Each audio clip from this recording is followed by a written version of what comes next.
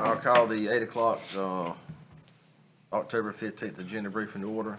I'll call the meeting to order at 9 o'clock. The invocation, Commissioner Daugherty, you have the invocation? Oh, yes. Pledge of allegiance, Ms. Barber. Then we'll have the approval of the minutes. We've got one adjustment already. One walk-on budget amendment. Okay. Then we'll have the approval of the October 5th. Approval of the agenda. Then we'll have the special presentations. The first one will be a Jay's Kitchen for the Wayne County Hero Spotlight. He'll be here, or they'll be here. Yes. Okay. A presentation of retirement plaque to Calvin Harvey in recognition of 30 years of service to with Wayne County 911. Then we'll have the employee anniversary pins. Motion to approve the 2024 First Responder Day in Wayne County, presented by Chris Barnes. It'll be motion to approve the 2024 Fire Prevention Month proclamation. That'll be presented by Brian Taylor. I didn't want to leave nobody left at the 911 Center. Then we have the appointment committee, and we have a public hearing at 9:15 to receive comments on the proposed 2025 reappraisal of real property in Wayne County and its schedule, standards, and rules. Then we got both public hearing things outside, right? Yeah. Okay. All right, at 9:30, we got a public hearing to receive public comment on the sale and lease of 210 Dixie Trail to Goldsboro, North Carolina, to B's Blanching LLC, and we could take action after that public hearing. Mr. Chairman, Yes, sir. let me go back to the public hearing on the comments on reappraisal. Okay. Who is going to open that up? Who's going to make any statement to start off with? And as such, the reason I'm asking that is, we've gotten numerous calls where people are concerned that their taxes are going to be going up 30 and 35%.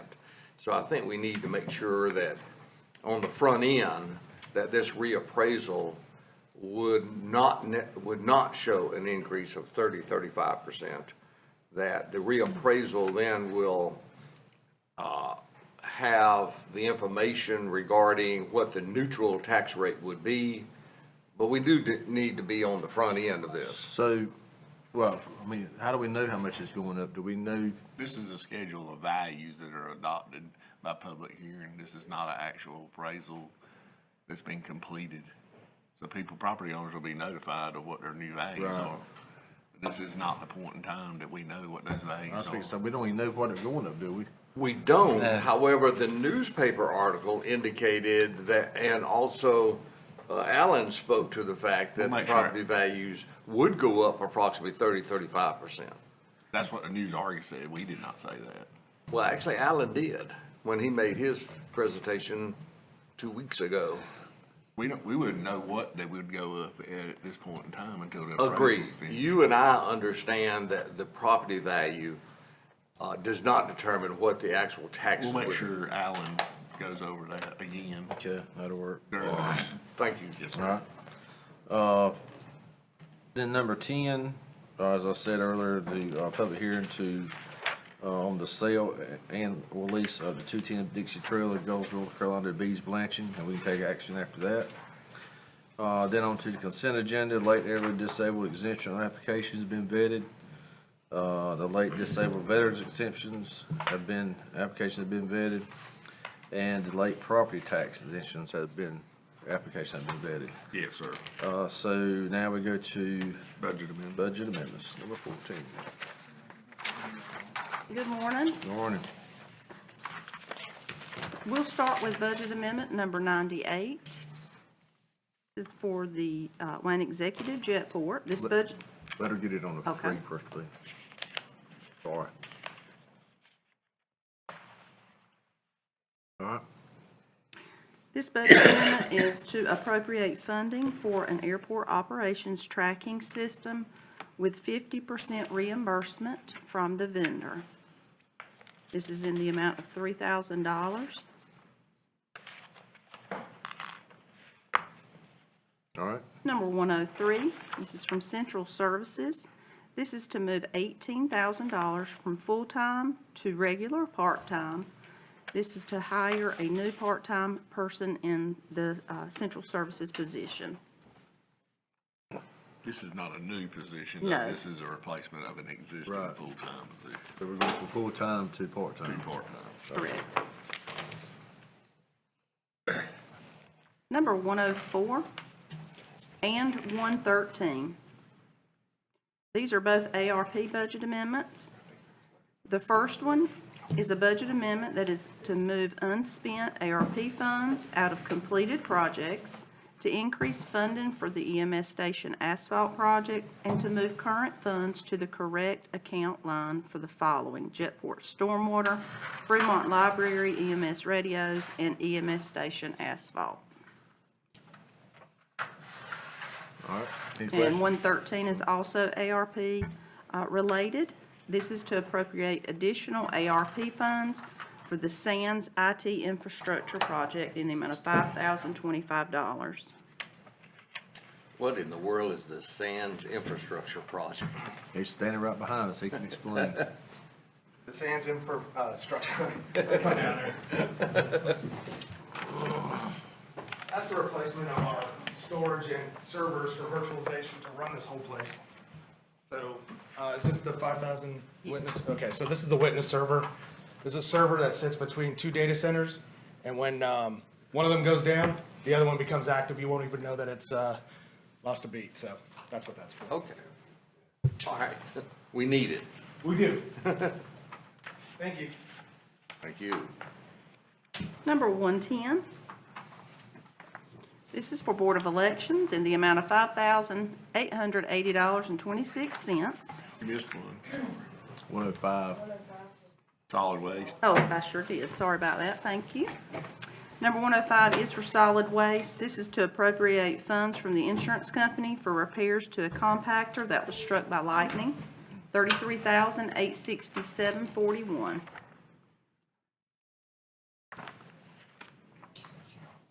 Pretty much Friday, didn't it? All right. Number 110, this is for Board of Elections in the amount of $5,880.26. This is the cost of reprinting absentee by mail and test deck ballot stock.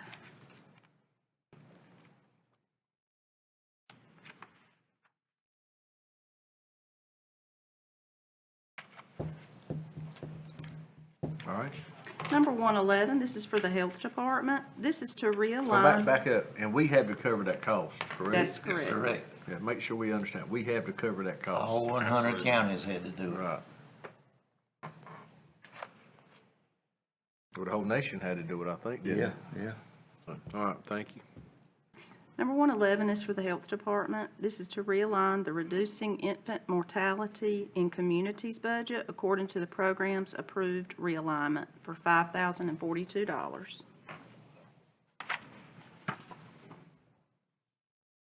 Okay, Number 118 is for EMS. This is to move funding from their training line item in the amount of $12,070 to their employee assistance program. This is a new program that they are starting with EAP, which is specifically related to EMS employees. And if EAP is needed due to a call that the staff was on, the EAP staff would be specifically trained to assist the employees. okay. Any questions on that?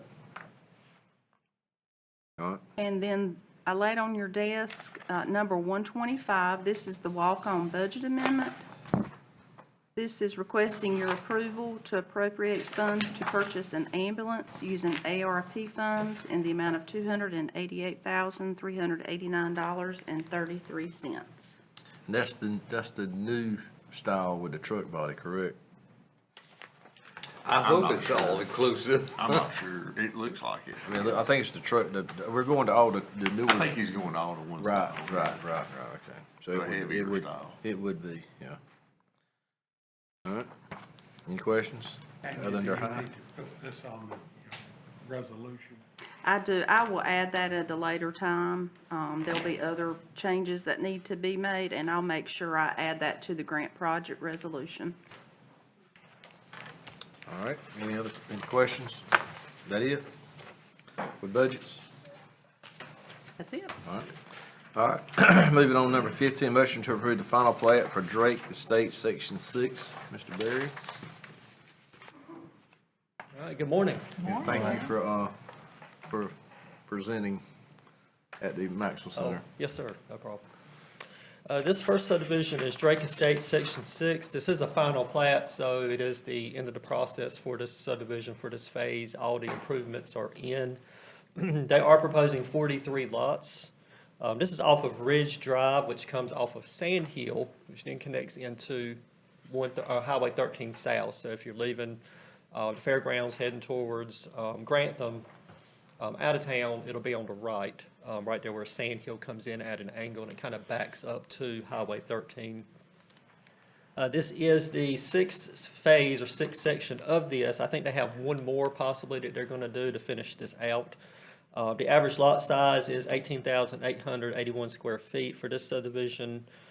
We do have a built to standards letter from DOT for the streets, and the planning board has recommended approval for this plat.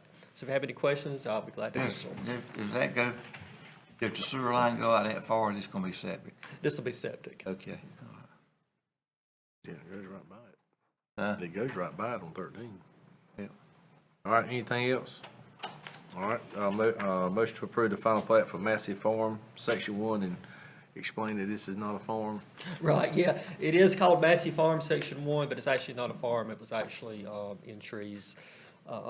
Again, as the previous subdivision, this is the end of the process for this phase. All the improvements are in. There are 18 proposed lots on Massey Road. Massey Road comes off of O'Berry Road, right near the new interchange there at 117 South. The average lot size for this one is actually 47,419 square feet. All improvements are in. We do have a built to standards letter for this one from DOT as well, and the planning board does recommend approval. Go down the top of it, bring it down just a little bit. Those three back lots, what's Yes. the access to, how do They you? have an access easement that comes in between lots 7 and 8. There at the end of the cul-de-sac, there's a drive that'll go back there through an access easement. And that drive is actually hard surface, this asphalt, just as the main road is as well. Okay, Through the easement right there. yeah, Right there. yeah, I see it now. All right, any other questions? All right, thank you, sir. Thank you. Moving on to 17, motion to approve the tax refund for Ryder Truck Rental Incorporated for NC Department of Revenue. That just where they paid. I guess it was where a truck was registered here, paid here, and it was really paid somewhere else. It actually was located somewhere else. All right. $5,900 roughly. All right, number 18, motion to approve work authorization number 10, amendment number 1 for design and bidding service for the terminal improvement project for Wayne Executive Jetport, an appropriate budget amendment. The cost is 90% funded by the FAA grant with a 10% county match of $22,931. That's for the design and bidding services. Well, that's the terminal improvements, Correct. which he's got on your screen right there. The blue is proposed. Okay, and the green is, Proposed terminal okay, Expansion. expansion. okay. Any other questions? 19, motion to approve work authorization number 11 for construction and administrative services and construction contract for the stormwater improvement project at Wayne Exec Jetport with appropriate budget amendment using ARP funding. Any, Is this one of the budget amendments? Not in those that I have reviewed. Okay, okay. Outside of that. This is for the construction work, actual construction work. For the and then drainage. Project administration for that drainage project. have you got a map of that? No, sir. I don't believe he included one. But it's the drainage, is it the drainage of the ditches along the, runway, or is it the part around the perimeter? I think it's along the runway. It is the runway. Yeah. This is the one where we South got end. an additional grant to include all of the storm. So that's gonna drainage. be able to get the ditches where you can maintain them instead of trees growing in there. There's a dis- That's the same stuff that goes there. They got access off of, Airport Road through Hal Best's property, I think, to kind I of come in think there. you're right, yeah. You know, because we gotta get some trees and stuff out, okay?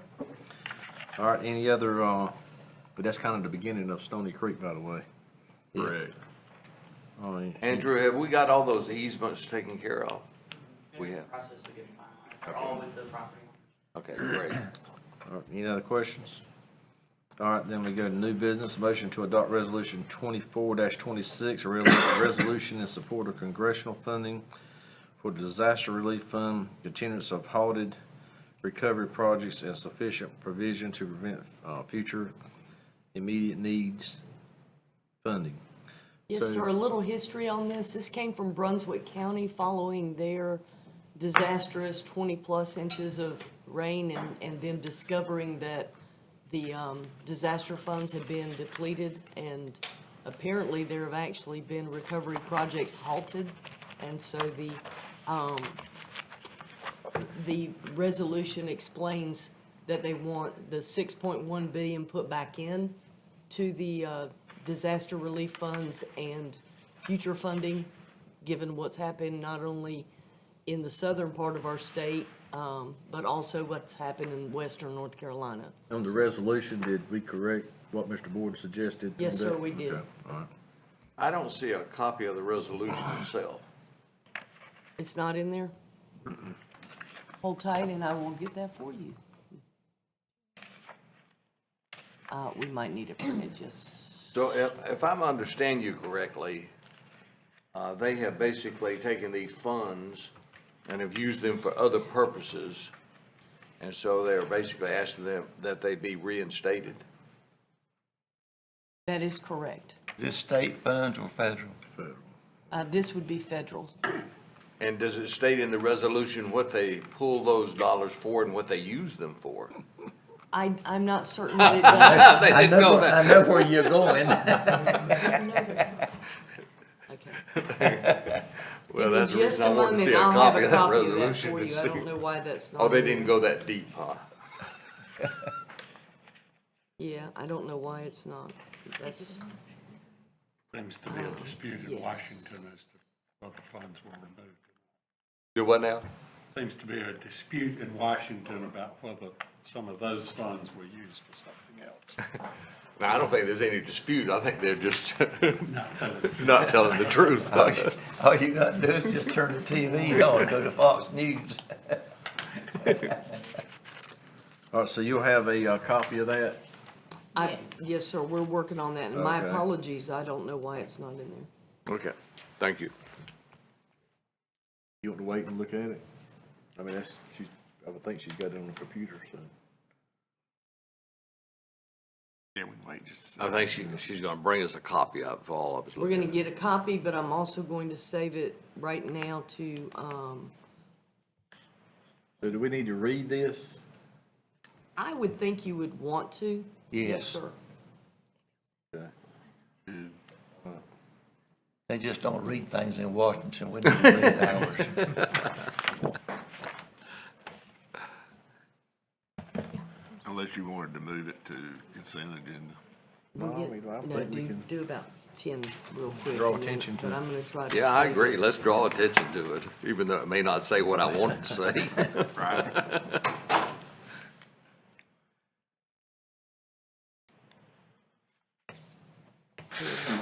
I'm sorry.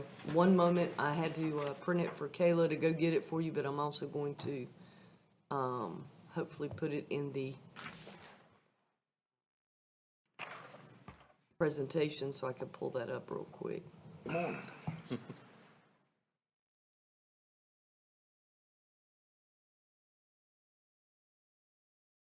Here we go.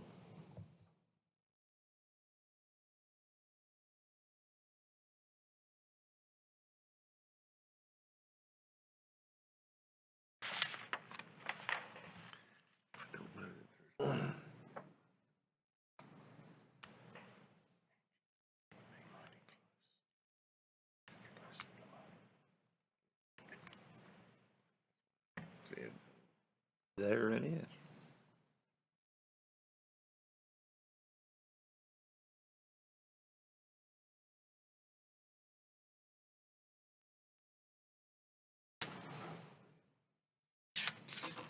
Oh, it's up there, okay, sure. Yes, sir, All right. this is it. All right, Oh, sorry about that. You probably, let me know when you're ready for me to turn the page. Thank you. Thank you, ma'am. thank you. All right. I reckon I can read it on this thing right here, all right, so. Good gracious.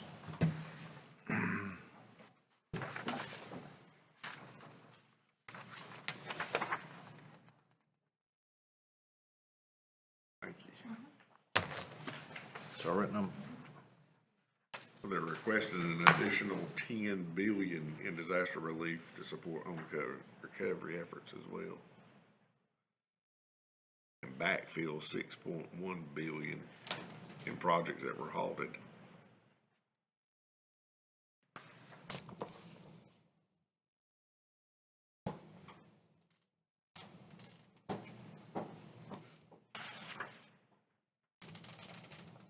all right.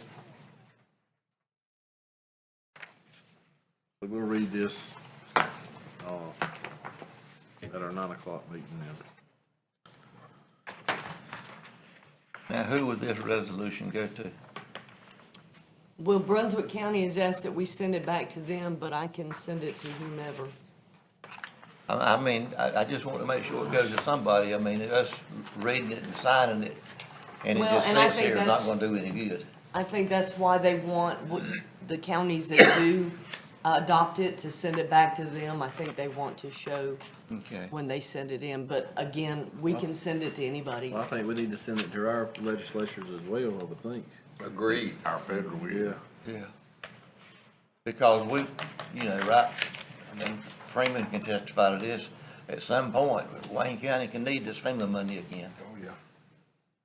Even though it does take 5 years. You're right about that, Wayne. All right, then we'll go to, county manager's report, board of commissioners, committee reports, closed session. We got anything in closed session, Mr. Borden? Yes, sir. All right, have a motion going to closed session? So moved. All in favor, raise your right hand. Just consult with your lawyers to Would you put attorney-client privilege. All right,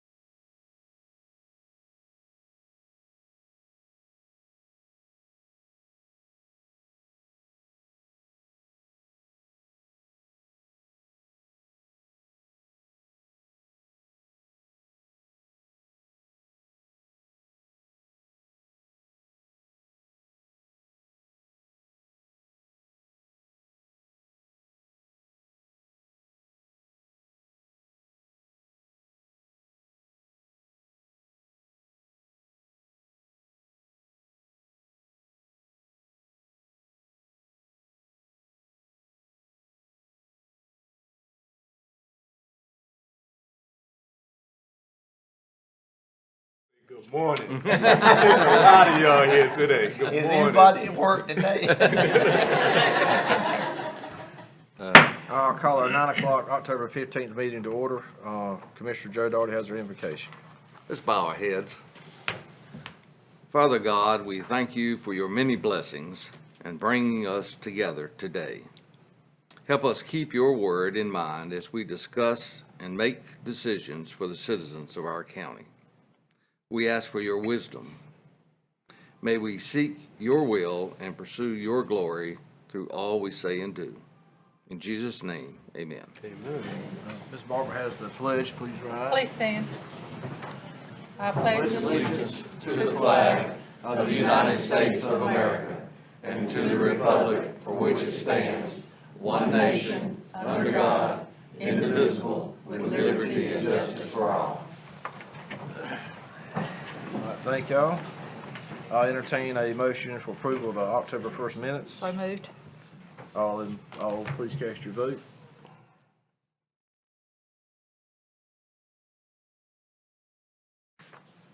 Give me a minute. You vote.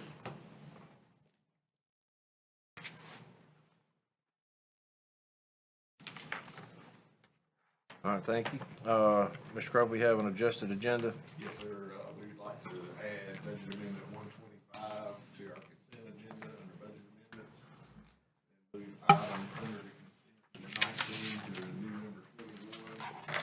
Motion to approve work authorization number 11 for administrative services and construction contract for stormwater improvement project at the Wayne County Executive Board. All right, thank you.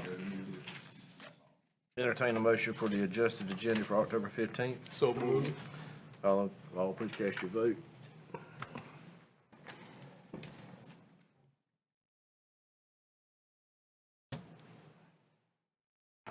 What's working? Supposed to be. Okay. Next we have on our special presentation, the presentation of the Jay's Kitchen Wayne County Hero Spotlight Award. And All right, and first we call up 911 Director Chris Barnes, and then we'll call up everybody from Jay's Kitchen. good morning. So, thank you, Carol, very much for letting me do this. It's an honor to present this award to one of our very own in 911. And the award is going to go to Michael Albertson.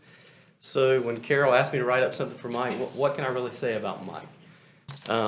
Whether he's at the 911 center performing the critical duties of his position, at home raising his 3 young children alongside his wife Lauren, serving his church, or coaching youth sports, Mike's selflessness and dedication stand as pillars of strength for the community. His work behind the scenes at the 911 center ensures that our personnel are prepared for emergencies when they occur. He consistently seeks opportunities to improve our 911 system and has been instrumental in implementing many new systems as well as improving the operational structure of our department. Outside of work, Mike is a devoted husband and father to his 3 young children. Balancing a demanding job while raising a young family is no easy feat, but Mike approaches fatherhood with the same dedication he brings to his work. Mike's commitment to service extends to his active role in his church. He and his family are dedicated members of their congregation, where Mike lends his time and talents to support the church's mission. Mike also finds time to give back to the community as a youth sports coach. Whether it's baseball, basketball, or football, Mike has a passion for helping young athletes, including his oldest son, Andrew, learn the fundamentals of sports and the values that come with it: teamwork, discipline, and respect. Mike's contributions to the community are immeasurable, and we are blessed to have him as part of our organization.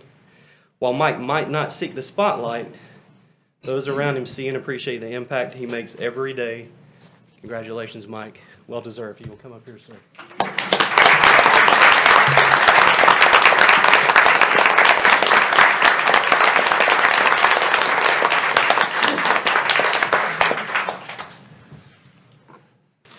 We got Jay's right. Hold on, I gotta say something. Thank y'all for having me this morning. Sorry. Okay, from Jay's Kitchen, we would like to recognize Mr. Michael Albertson for the great work, and we appreciate what you do for our community. Thank you, sir. I appreciate that.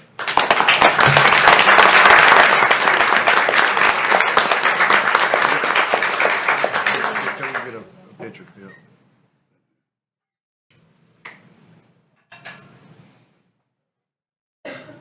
Get right You here in the just kind of center. stand there, and instead of Chris, we would like for you to stand there as well. And board, if you'll, do you mind standing up? All right, and Joel will get one as well. All right, thank you so much.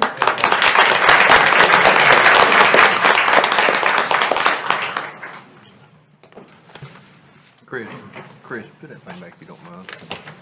Thank you.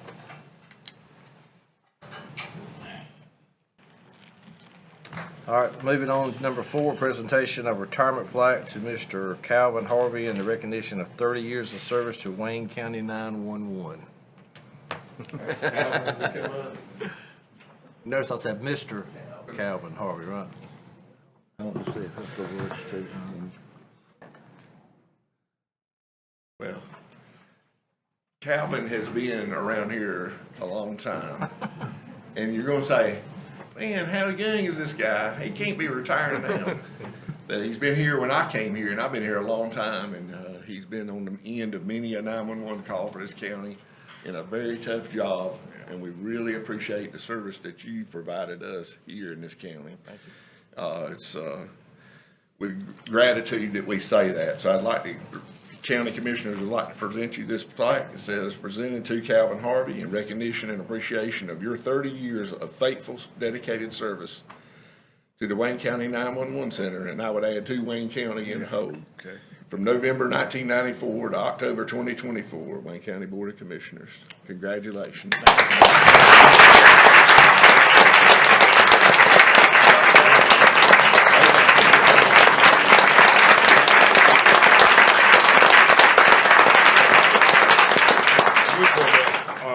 It has been a long 30 years. Like I said, it's been stressful and it's been fun though, but I think 30 years is all I can really do. I appreciate everyone that supported me to get through this 30 years. And for my shift, Danny Tillman, my supervisor, he pushed me, and other people have pushed me as well. So I want to say thank you, every one of y'all. Well, thank you.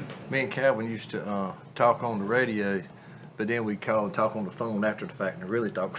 Yeah, exactly. He's been a asset.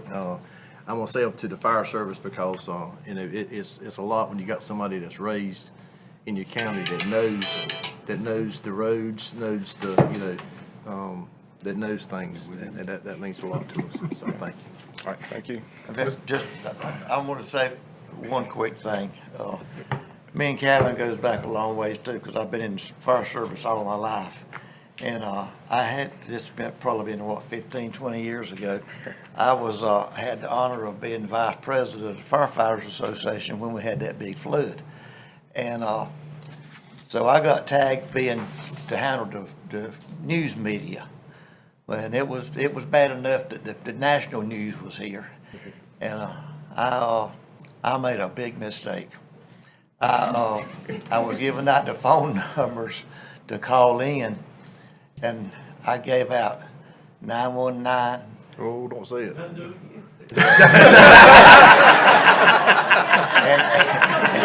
And the other digits are history. But anyhow, I give out the 911 center main call phone number on national TV, and Calvin has never let me forget it. They had the screen on. He said, "What did he just say?" But ever since then, me and Calvin been real close. But he'll never let me forget what I did. I was wondering where all them phone calls coming from. I was like, so I took off my headset or whatever, and I walked to the back. I said, "Who gave out this number then?" Well, go figure. Too late now. Let me get a picture. Okay. Commissioner, let's get a picture with Calvin. We're going down. Yeah, that's all right.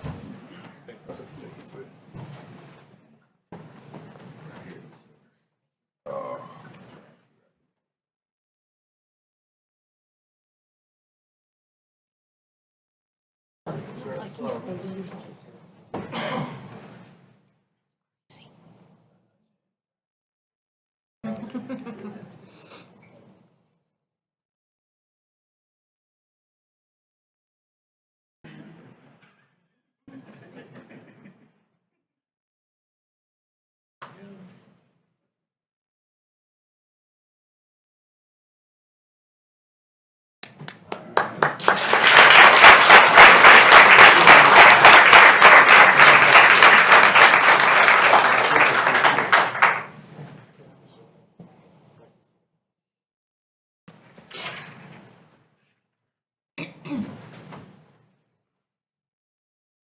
Hey, Cal, some of us other county employees need to know how you still look so young. That was true. My boss was in Green Bay, Wisconsin. He called me, said, I saw you on national TV.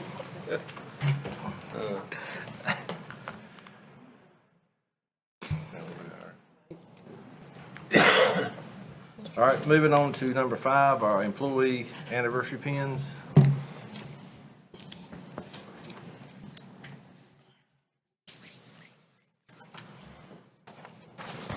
You need a bigger box, Kate?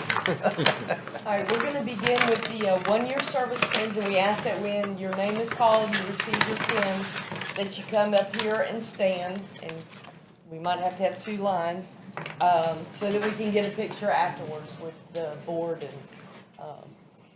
county manager, so. Kayla, are you ready? I am.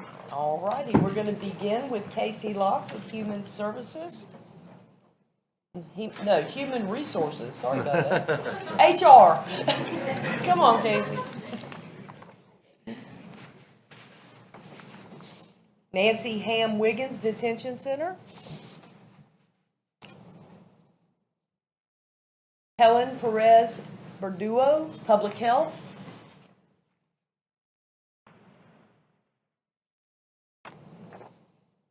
Cindy Saucedo, Public Health Maternity Care Project.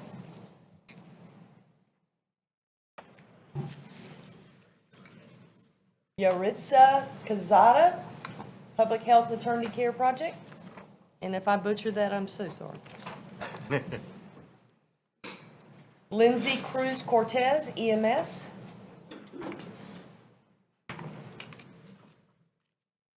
Daniel Merritt, EMS.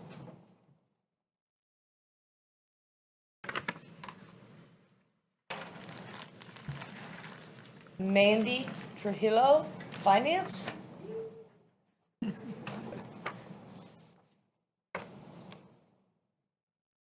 Rachel Smith, Planning. Kylie Attell, Animal Control. Bryce Custer, EMS. Oh, no, he's not here. Sorry about that. Daniel Holland, Sheriff's Office. Stephen Wiggins, Detention Center. Stephanie Pender, Veteran Services.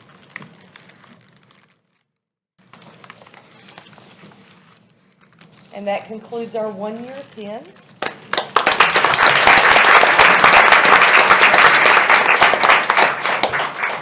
We'll move on to our 5-year pins. And we'll begin with Shannon Holt, EMS. Thelma Spencer, Finance. Rachel Cool, Library.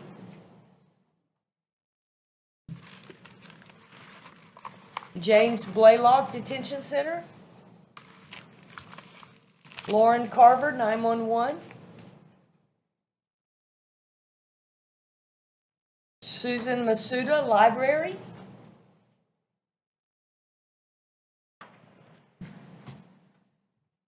Sean Rutherford, Library. Alyssa Bonner, Detention Center. Sarah Larson, Human Resources. Jordan Smith, Detention Center. Hillary Groom, EMS. And that concludes our 5-year pins.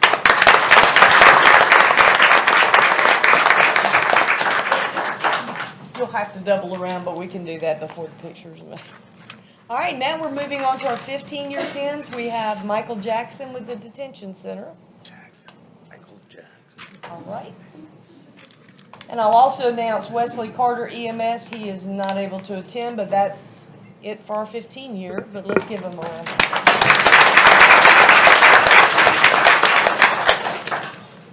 All right, and the next ones have accomplished quite a feat. We have 30-year pin recipients. And we'll begin with Carrie Woodard, DSS Income Maintenance.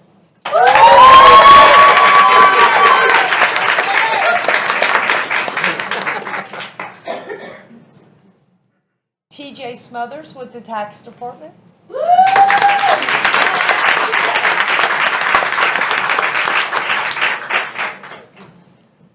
Barbara Cooley, DSS Income Maintenance.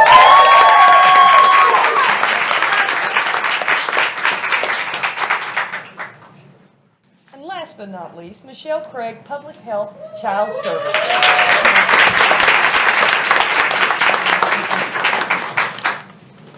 All right, let's give them all a big hand and then we'll take a picture. If we can kind of double up, small people in front, tall people in back, and we'll get a picture as soon as Joel says that he's got it. Sorry. All right, wonderful. And once you get settled, everybody look at the camera with the red light on it up there and smile. And he's got it. Fantastic. Thank you all.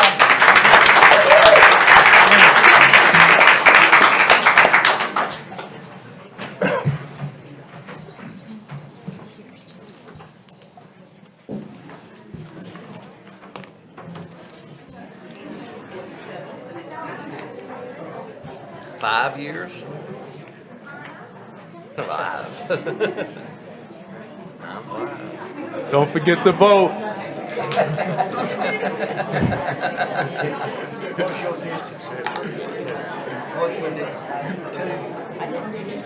Will I am.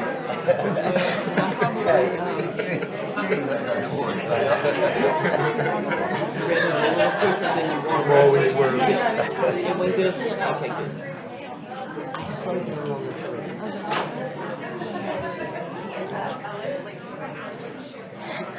Somebody said he was having some health issues. Yes, somebody told me. I'm not talking about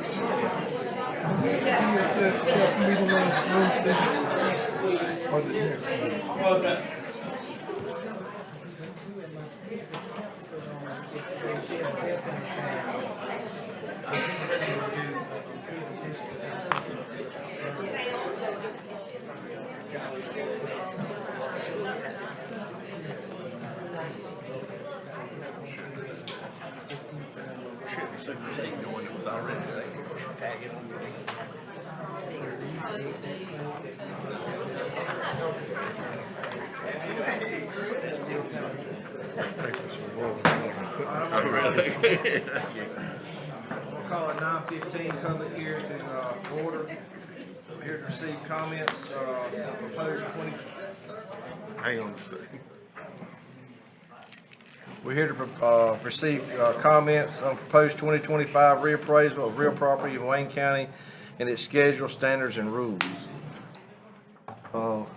Mr. Allen. Good morning, Commissioners. First off, I want to address this book like we talked about last time. This is why we're here today, to hear public comment on this book. Again, this book is just a roadmap. It's just instructional. It's not the magic book you can find your value in on page 14 and see what your new value is going to be. That doesn't tell that. It has our base rates in it for all structures in the county. It has depreciation schedules. It has instructional how we appraise property, how we measure and list property. That's what we're adopting today. Or not adopting, but we're actually hearing public comment that we adopt it next month. So any questions on this book today, what we're here today for? Anybody got any questions for Alan? No. Thank you for, Okay, and so going on, I heard at 8 o'clock, we had a couple of questions about the 35%, the magic 35%. As Chip mentioned, we don't know what the values are gonna be yet. But we do have an educated guess in that, as I explained before, we do a sales ratio study every year. It compares tax value with selling prices, wherever they may be. It's a random sampling. We do about 400 to 500 deeds. It's a random sampling. The state sends it down here. We check the deeds. We record the sales price and the tax value, send back to them. They compile that data, send us back where we are, a percentage. As of this past spring, we were 66.35% of market value, which means we're about 33% low. That's where that magic 30% number is coming from. It's actual compiled data, random sampling throughout the county. So overall, what it's telling us is our tax values are about 30-some% lower than what the market is selling for, what stuff's selling for right now. Okay? So that doesn't mean you can take your current value and multiply by 30% and get your new value. That's not what that means. That's just a random sampling, averages. After I heard the conversation this morning, I actually just pulled a couple of samples just to give you an idea of what's actually going on in our market today. I do want to say that I'm not putting these values on there. The tax office is not doing that. The commissioners are not doing that. The people buying and selling properties is what sets the market value. That's what, and the state law requires us as a tax office and as a county to reflect that market. say that again, Okay. loud. People buying and selling property set the market values.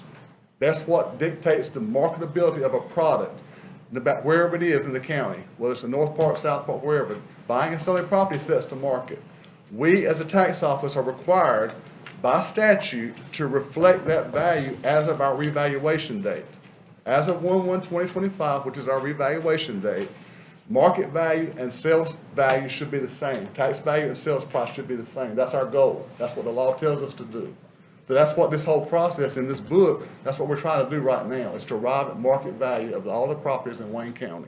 That's what this process is doing. But just as an example, I pulled a couple of things quickly a while ago.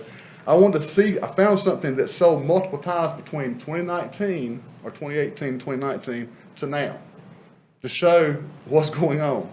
I have a house here that was built in 2018, brand new. It sold brand new for $221,500 in 2018. In 2021, that same house, no changes, went to $250,000. That same house sold recently in July of 2024 for $320,000. So it went from 221 to 320, went up $100,000 from 2018 to 2024. So that's what I'm talking about. That's where our increases are. That's where the market's gone. That percentage is higher than. It's 45%, 45%. And therein lies my next comment. We're gonna have all over the board. You may have some with no changes. You may have some with a negative change possibly, depending on the condition of the house. You may have some 50% going, changing. It just depends on the area you're in, the desirability of the area, the marketability of the area you're in. So it's gonna be all over the board, the changes. You can't go, you know, you live in the north part of the county, you call your cousin in the south part and say, well, mine went up this, did yours go up the same thing? No, it will not. It will not do that. But what we're doing in the tax office and what we're doing with reappraisal, our job is with value. We deal with values, the value of the property. The whole process is a two-pronged thing. We're gonna try to get these values established, get them out, get notices out in February, and people have a chance to appeal those values, and we're gonna try to get all that cleaned up by budget time next year. Once we feel like we have a good, solid value, estimated value countywide, that's when we present it to you and the city councils and the town councils and let them know this is our new valuation. State requires us to publish a revenue neutral rate. What that means is we take our value from this year, 2024, compare it to our new value next year, 2025. What rate would it take to get this back to where it was? What tax rate would it take to get, and to make it even? Again, even with that, people are gonna see increases and decreases, because that's looking at the whole county, a big average.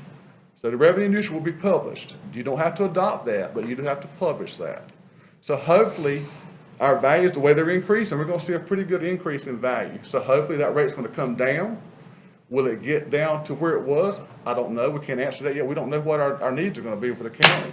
That's a budgetary thing. We don't know what, a lot of your budget is mandated. You don't have a lot of control over some of it. It's a state mandated type thing. So we don't know what that's gonna be yet. We'll go through that process next spring as far as the budget, setting the budget, the rates and that kind of stuff. But again, even with a revenue neutral rate, you're gonna probably have people paying more money because of, they're in a very desirable area and they're valuing up a lot. You're gonna have some paying less, you're gonna have some paying about the same. But hopefully that impact will be a lot less than just saying, we're gonna change these values and not do anything with the rate. That would be a lot. And that has happened in a couple of municipalities up in Wake County recently. They had a reappraisal, they didn't change the rate, and they had a lot of people going up, their tax bills went up 40 and 50%. Their actual bill, not the value, but the bill. So we're hoping to avoid something like that, ladies and gentlemen. So anyway, I know I've thrown a lot at you, but is there any questions, or have I cleared up anything at all, maybe? And I do want to thank Sam on News Argus. He did a good job in the article on that. Anybody got any questions for Alan? Mr. Chairman, I appreciate you taking your time and coming here and giving us a detailed explanation of that, because there has been a lot of concern in regards to some of the publications and so Certainly, forth. certainly. So Yes, sir. I think you did a great job of explaining it. Okay, well, and I'm downstairs. If anybody wants to call up or come by and see me sometime, feel free to. Thank you But, so much. I guess we'll do Anybody got our anything public hearing else? now. Anybody got anything else for Alan? Thank you for your expertise. Yes, sir. It's just a few weeks that you worked in the tax office. We have anybody signed up for the public hearing? We do have one for this particular public hearing. Okay. Mr. Wade Latham. Mr. Latham? Mr. Chairman, I had my questions answered. Oh, you do? Well, just come up and tell us that you got your questions answered. Say that loud and clear too. Wade. Absolutely. I got a lot out of his presentation to y'all, and it answered the questions that I was gonna ask of the chair and the commissioners, so Good I have deal. nothing else to say. Thank you. All right? We appreciate you. So you did do a good job. So, nobody else, correct? No, sir. All right, this public hearing is closed, and it is 9:27. So we'll go to, let's go to, motion to approve the 2024 First Responder Day in Wayne County proclamation as presented by Mr. Chris Barnes, man of the hour. Again. Talk to me twice. Yes, sir. Thank you again, Carol, for the opportunity to present this to you guys today, and a few first responders on the board too, so thank you very much for your service. So 2024 First Responders Day in Wayne County, whereas Wayne County first responders, both men and women, career and volunteer, from 911 telecommunicators, law enforcement officers, firefighters, emergency medical services personnel, search and rescue teams, divers, emergency management professionals, and members of other organizations in the public safety sector, or our family members, neighbors, friends, church members, and co-workers who are trained to come together to protect and aid the public in the event of emergency. And whereas Wayne County first responders risk their lives and safety every day in the performance of their duties to protect our citizens. And whereas at a moment's notice, first responders are quick to respond to dangerous and unnerving situations that threaten our communities. And whereas first responders must be ready to provide life-saving services to the people of Wayne County 24 hours a day throughout the year. And whereas first responders undergo significant education, specialized training, and personal sacrifice to contribute their excellent and necessary skills. And whereas we recognize the integral role first responders play in our communities and the benefits derived from their hard work, commitment, sacrifice, and unhesitating dedication. And whereas Wayne County first responders have responded to, witnessed, and assisted in tragedies, heartbreaks, helplessness, and disbelief that went unrecognized. And whereas Wayne County first responders do have the ability to change the course of an event, but their skills and compassions help make situations better. And whereas Wayne County First Responders Day recognizes the heroic men and women serving our county who make it their business to take immediate action when disaster strikes. Now therefore, the Wayne County Board of Commissioners does hereby deem it an honor and pleasure to proclaim October 28, 2024 as National First Responders Day in Wayne County and pay special tribute to the family members of our Wayne County First Responders for their untold sacrifices and the support they give daily to ensure the safety of our community. This is the 15th day of October. Thanks, sir. Entertain a motion to approve the 2024 First Responders Day So moved. in Wayne County. All, please cast your vote.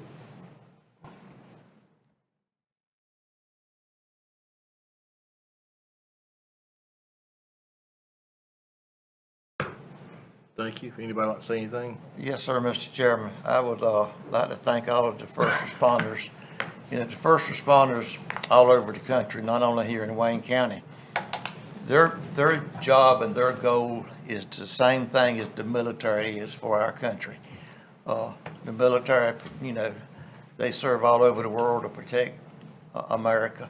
And our first responders here in Wayne County, they are very dedicated to doing their service here in Wayne County, but not only in Wayne County, but all over the state of North Carolina.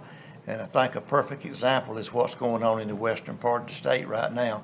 Wayne County has sent several organizations, and I don't know what they all are, so I'm not going to start singling them out. But, you know, the people in the western part of the state would do the same thing for us. And it's an unthankful job sometimes, but they have protocol to go through, and they have to do it. But again, I just want to thank all the first responders, regardless of what agency you're with. Just want to thank you for what you do. I've had to call on EMS and fire a couple of times myself, and the response has been great.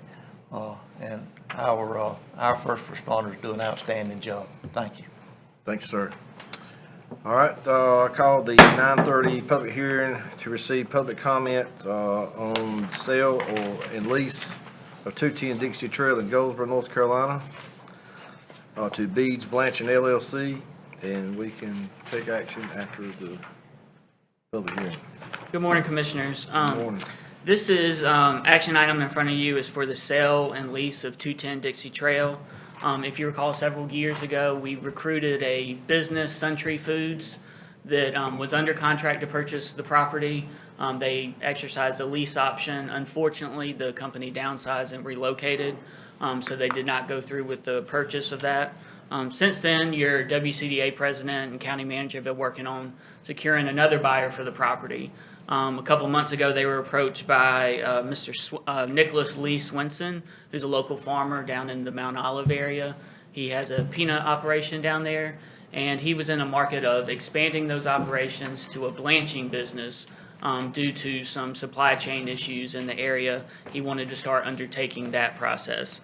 So we've gone back and forth with him a little bit over the last couple of months, and entered into an agreement that mirrors what we had with Suntree Foods. So it's an option to purchase the property with, it's a purchase agreement with an option to lease the property. The property is about 7.7 acres. It's a 72 square foot facility located at 210 Dixie Trail, just by the golf course on the southern end of town. The sales price is $2.6 million. That was the appraised value that it came in most recently when we were in negotiations. In addition to this, there would be a 3-year option to lease the property at $20,000 a month. The good news is I heard from Mr. Swenson yesterday, and they do not anticipate exercising that option to lease the property. They are in the process of securing financing now, and they believe they'll be able to close on the property either in January or February of next month. So that's very good news. We've had that property for quite some time and been trying to secure a buyer for it. So, and he wants to get in there in the next couple of months and start getting measurements, dimensions for all his equipment, and obviously all the improvements would be subject to business property taxes, and the county would receive that benefit as well. So, and Mr. Folk is here if you have some more specific questions. I think that's the high level.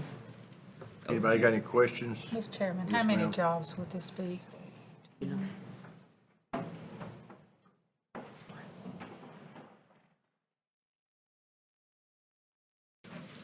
Hi, Commissioner Aycock. Initially, there's only going to be a couple of new jobs, so he's taking the operations that he's got down in the Mount Olive area. He's going to be using some of those same personnel when they get in there and start to do the blanching. So there's not going to be a large hire. However, there is talks about an expansion inside there. One of the things that he will not be doing is using the entire footprint of the building.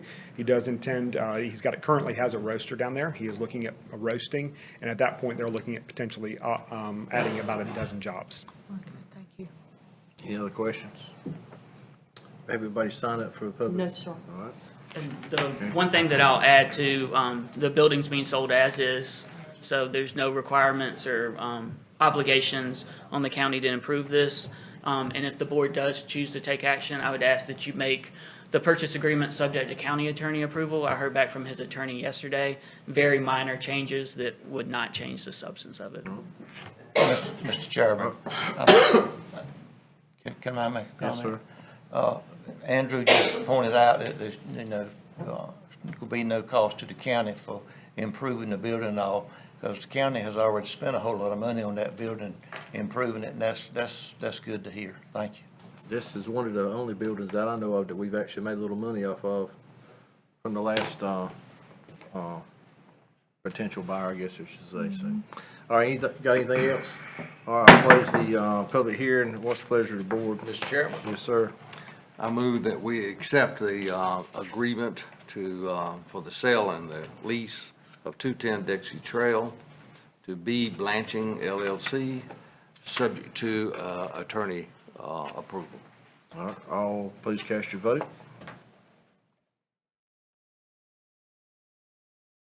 All right, thank y'all.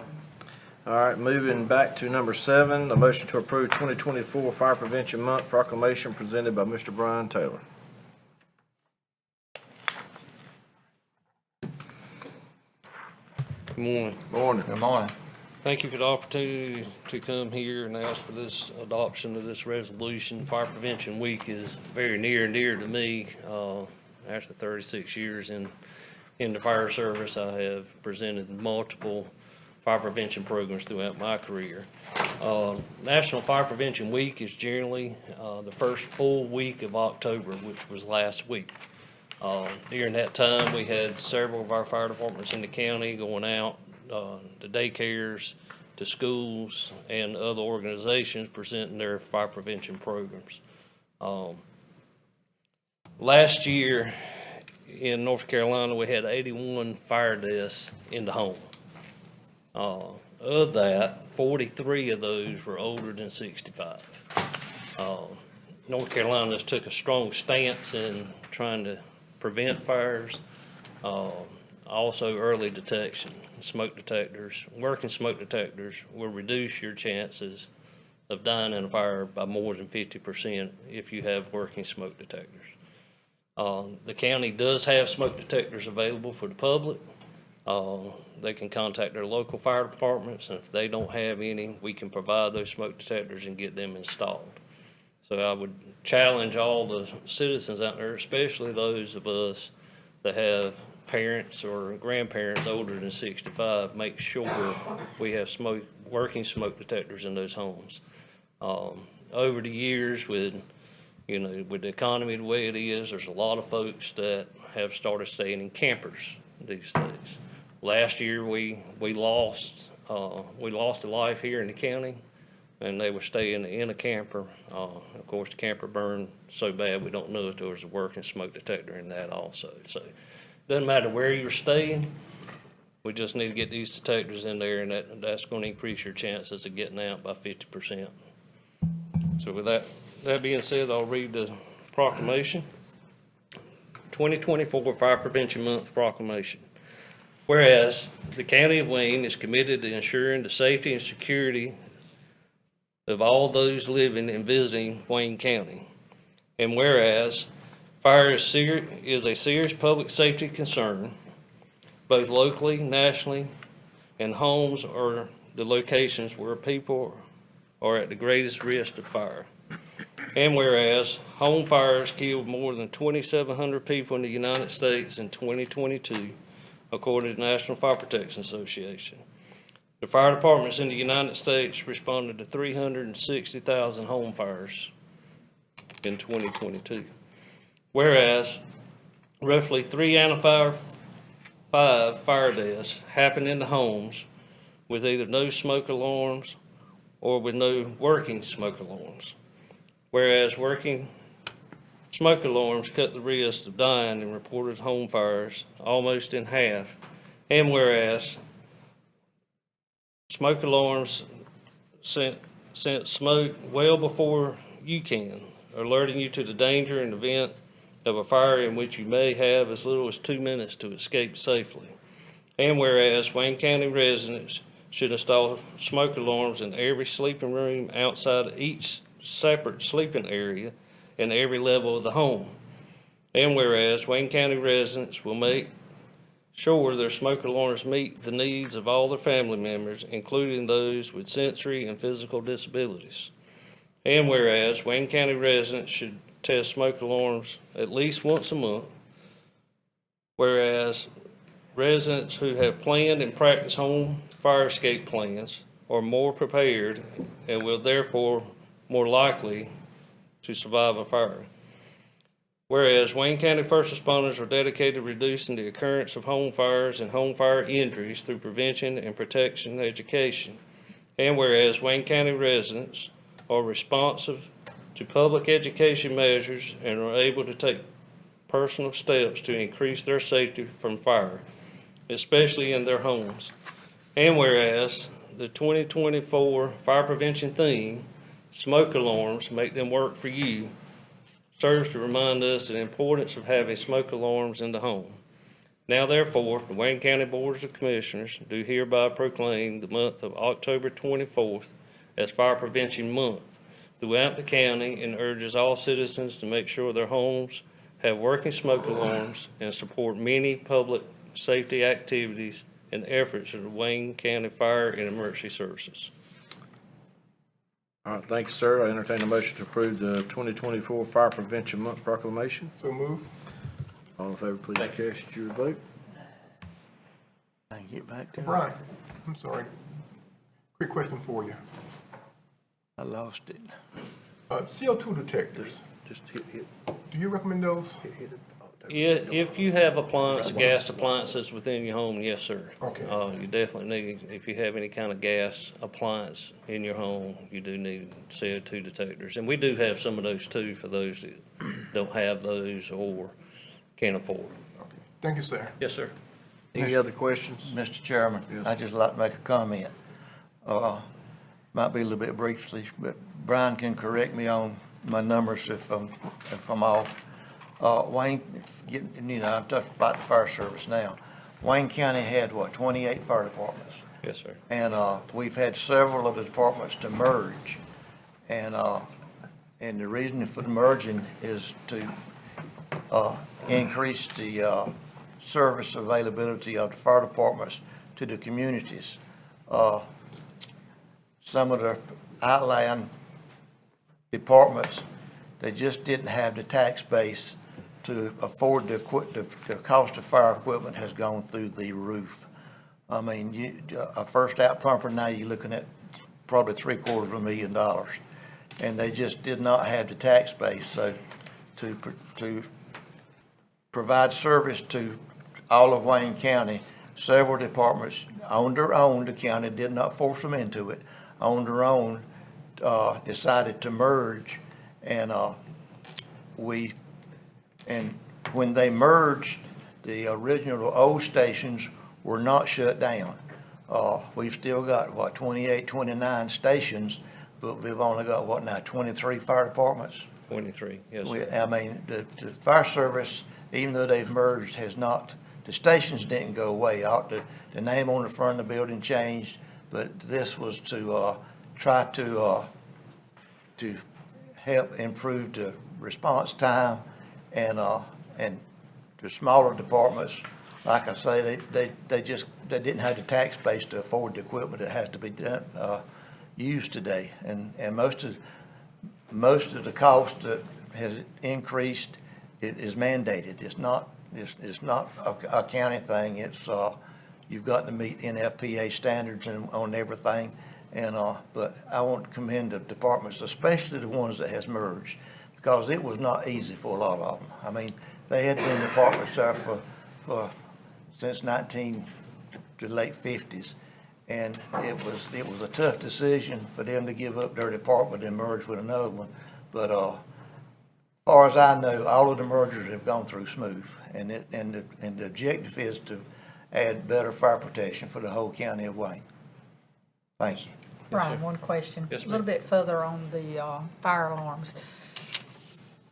Now, you're saying that the people can contact their fire departments to get fire alarms and everything, right? Smoke detectors. Smoke detectors, yes. Smoke detectors, yes, ma'am. They can, you know, a lot of times it's easier for them to contact their local department, or they can contact my office, and I will get somebody in touch with them to see exactly what they need and how many they need. Do you And- also and- install for someone that's not able to install, say like an elderly Yes, couple? yes, ma'am. All the fire departments will be willing to do whatever they need to do to make sure they're protected. Okay, so you would go in the home and detect what areas they need to cover and everything? Yes, ma'am. I just wanted to make that clear because I didn't quite understand the procedure of what you needed to do. So thank you. Yes, ma'am. And thank you for all you do. Thank you. Thanks, sir. All right, moving on to number 8, Appointment Committee, Mr. Hardison. Yes, Mr. Chairman, we have two appointments two motions for appointment today. One is motion to appoint Vilma Inez to the Wayne County Latino Council. Okay, Let's come to you as a motion. got a motion on the floor, please cast your vote.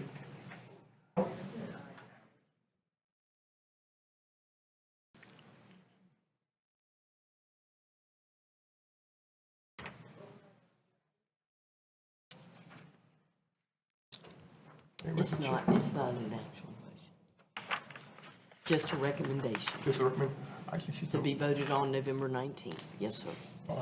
Ms. Inez, I think, is. That's what we Yes, just- that one was, I'm sorry, the next one. She was, I have a million missing, yeah. Okay, thank you, Sharon. Okay. And the next is a recommendation to appoint Mr. Octavius Murphy to the Wayne County ABC Board, replacing Chris King, who submitted his resignation. This will be voted on November 19th. All right. That it, Mr. That's Hardison? it, sir. All right, thank you, sir. You're welcome. We'll move on to, I need look at a motion to approve the adjusted consent agenda. So moved. All please cast your vote.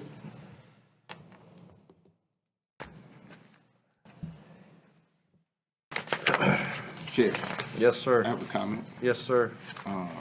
Number 18. Number 18? Yeah. Yes, sir. Seems like we keep so many grants for the Jetport, and we continue to put money into it, and we're continuing to lose money every year. That could be used for something a lot better. So just want to make that statement, and we haven't done anything as far as trying to figure out how to not take the losses that we take out there every year. Okay. Thank you, sir.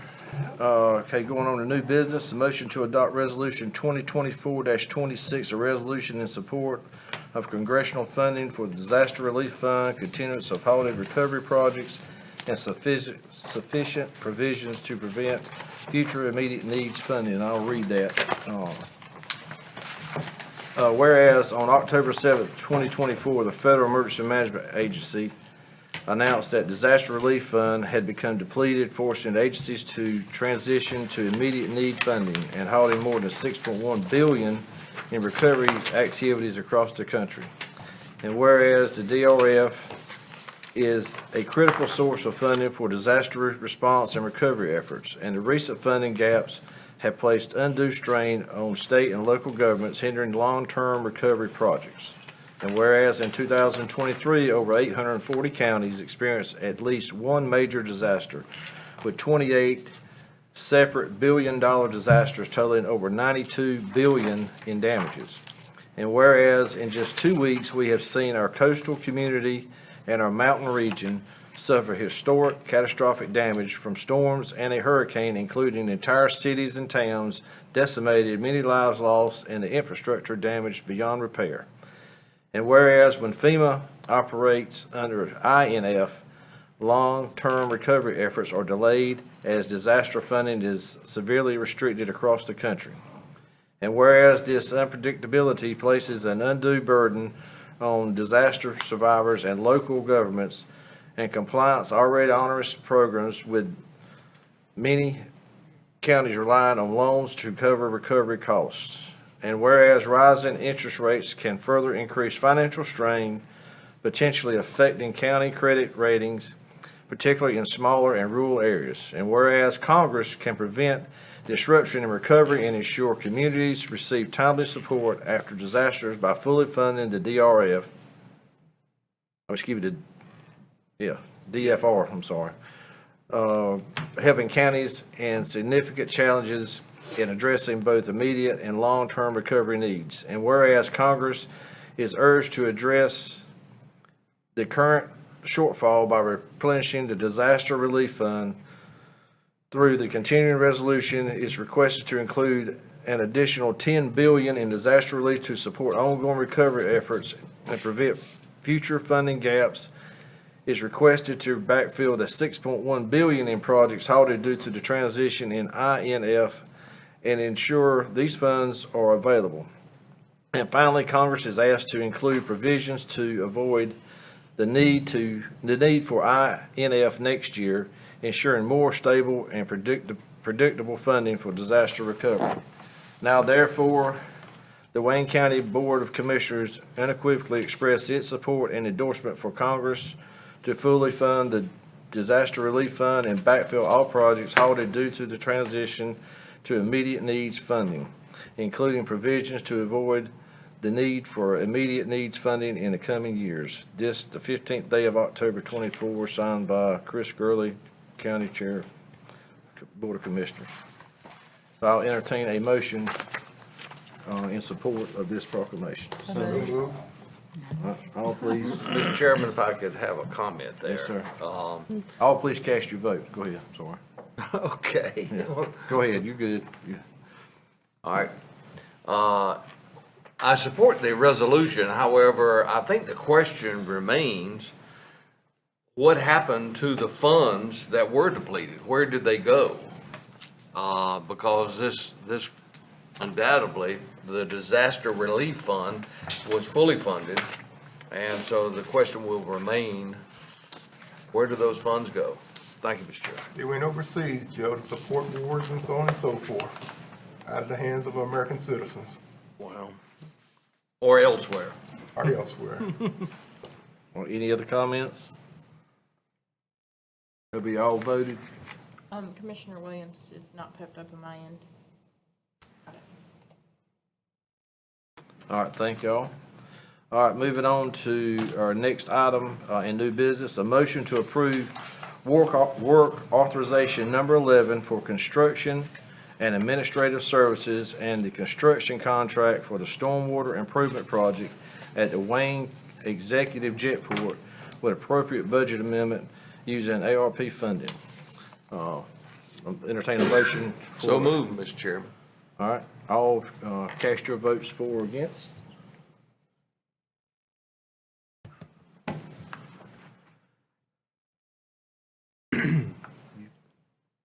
Have you voted? Okay. Some may not like it, but. All right. The motion passes 4-3. All right, we'll move on to county manager's report. Thank you, sir.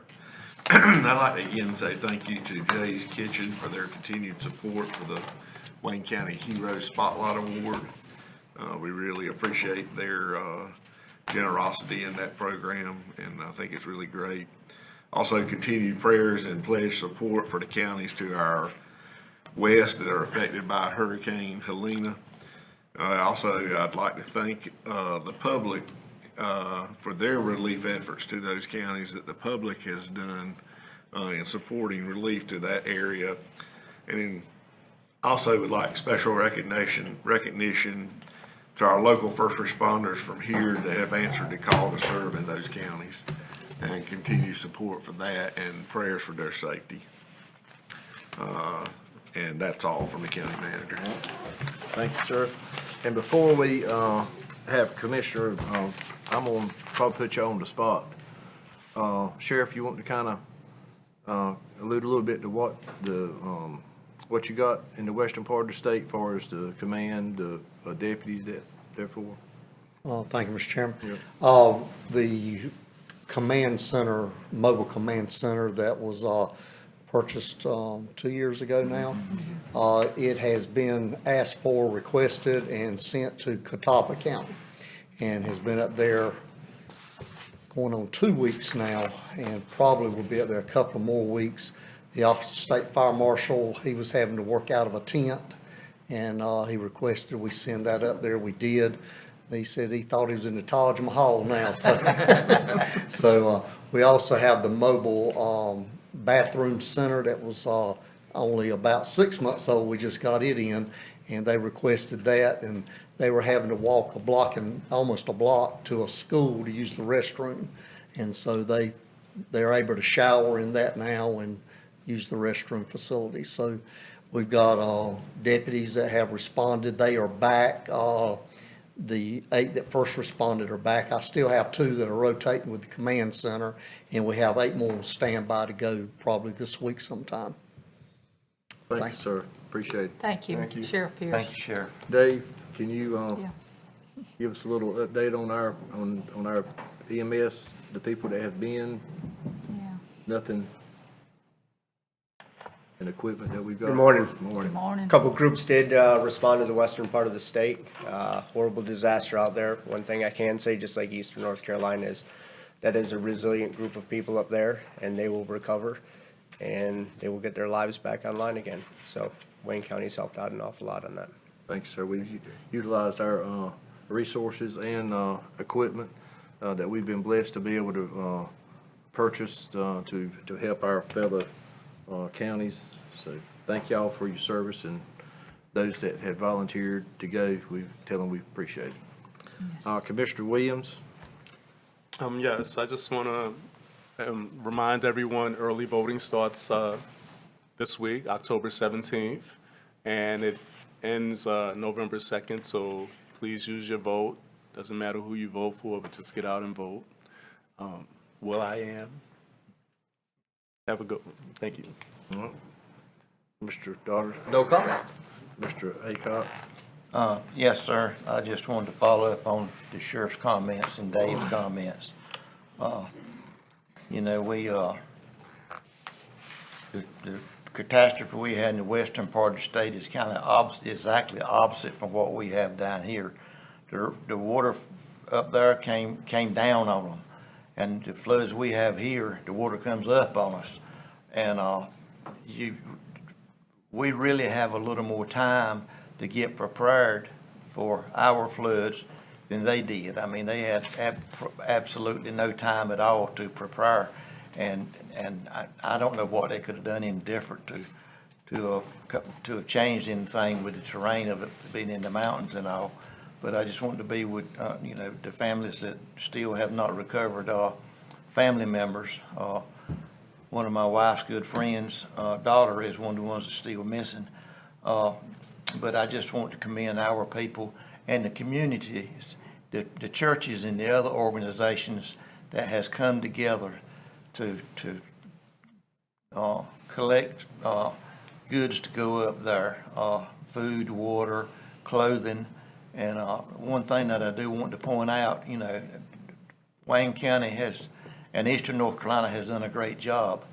But right now, one of the things that's going to be facing them, you know, I think we probably got them pretty well covered in needs for food and whatever. But it's fixing to turn cold up there. We need to, you know, if you know of any organizations that's going to, you know, have winter clothing, coats and whatever, please participate, because it's going to take, as Dave said, it's going to take years and years for them to recover. They will recover, but they're not going to recover as quick as we did down here. But Wayne County has been phenomenal for what they've, the different churches and organizations has done to get supplies up there to them. And I'm so proud of the fact that, you know, you in times like this, Politics don't play into it. This is all about North Carolina and Wayne County, and I'm so grateful that, you know, everybody, regardless of what party, what religion, what race, it's all come together, and it's give me a lot of faith in the citizens of Wayne County and the state of North Carolina. Thank you. Ms. Barber? Thank you, Mr. Chairman. I want to thank Wayne Community College for putting on the gang event. That was a very great event. I learned a lot, and I'm sitting among a lot of this stuff that we talk about. But some of the things that they brought up was just amazing, you know, the information they shared with us and everything in the breakout sessions. And thank you, Sheriff Pierce, for being there as well, you know, and representing the Sheriff Department. UNC Hospital, they had a great event Saturday. I attended that at the Hub. They had a grant for $250,000 for the diabetic cause, and they had a lot of information on health info for the citizens that were there. Goldsboro Development Alliance, Friday night, they had a big event for the Alliance there, great attendance. The agriculture event, Mr. Chairman, thank you. You've done a great job in Barry. And I want to thank our farmers who attended and who had a lot of input as well. It was very informative in getting their feedback on what they thought on some of the things we brought up. Also, I'd like to offer prayers for our clerk, Julie Whitfield. She's been in the hospital. Let's continue to pray for her and everything. And continue praying for our first responders, our sheriff deputies, and all that are still participating out west. And I just can't say enough, and thank you all for what you've done, because I know it's made a big difference and everything for the people that have felt like their world has come to an end up there. It's just absolutely amazing at the water that just come down and destroyed what it did and everything. And that's all I have. Thank you, ma'am. Commissioner Larson? I'm going to disagree with my fellow Commissioner Williams. He made a comment that you should get out the vote. It is very important that you do your research and find out who you're voting for. Yeah. You know, don't be an uninformed voter. I think that's one of the worst things that can happen in this country. People that vote for party or whatever without doing the research on the candidates. You know, we got some good people running, and we got some not so good people running. It's your job to distinguish who's who. So, and that's my little speech. That'll work. Sorry, Commissioner. Mr. Foster? No comment. Mr. Chairman. Yes, sir. I got one more small comment. You know, I spoke primarily of the people in western North Carolina, but let's remember the people in Florida too. They got hit with 2 hurricanes in 2 weeks. You know, and their devastation is just as probably in areas just as bad as ours. And so, you know, it's all about America. And just let's remember the people in Florida that lost everything also. Amen. Thank you, sir. I just got a text that a former enlisted member of Seymour Johnson, Special Police, U.S. Air Force Special Police, that was here at Seymour Johnson a while back, lost his life while clearing trees in the western part of the state. So keep his family in our prayers. I do want to thank all the volunteers, our employees, our volunteers and all that has responded to the need in the western part of the state. Like I said last Tuesday at the ag, I tried to say, we've got a lot of great people in our community that have responded without being asked. A lot of restaurants, cook teams, supplies. I mean, people, like I say, using their assets, airplanes getting supplies to counties that had no other way of getting to because the roads being out. So we want to thank those. There's a lot of good people in our county, and it makes you proud to serve a community that has that shows that support. So I just want to tell everybody thank you. That way I can tell you thank you today. Last Tuesday I couldn't speak for enough. So thank y'all. Do we have anything else in closed session? All right, entertain a motion for adjournment. So moved. Thank y'all.